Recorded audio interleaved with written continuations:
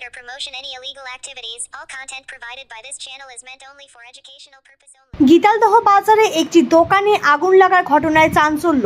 শনিবার রাত আনুমানিক 11:30 নাগাদ গীতালদহ বাজারে একটি খাবার দোকানে আগুন লেগে যায়।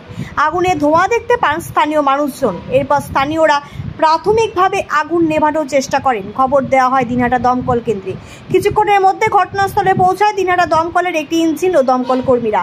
অবশেষে দমকল কর্মীদের প্রচেষ্টায় আগুন নিয়ন্ত্রণে আসে। দোকানের মালিক মিজানুর রহমান জানান, তার প্রায় লক্ষাধিক টাকার ক্ষয়ক্ষতি হয়েছে। আগুন লাগার ঘটনায় চাঞ্চল্য ছড়িয়ে পড়ে সংশ্লিষ্ট এলাকায়। যদিও এখনো পর্যন্ত আগুন লাগার সঠিক কারণ জানা যায়নি।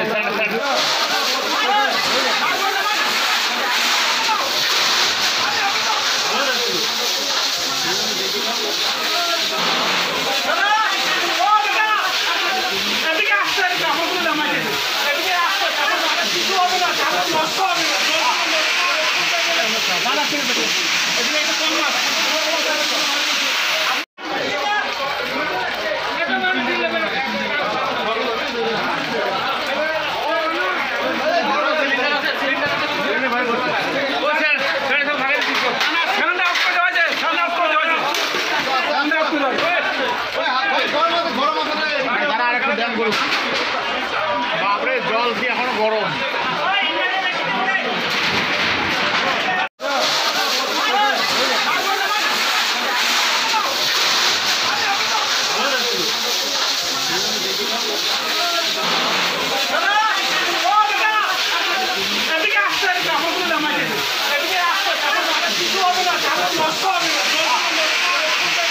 দাদা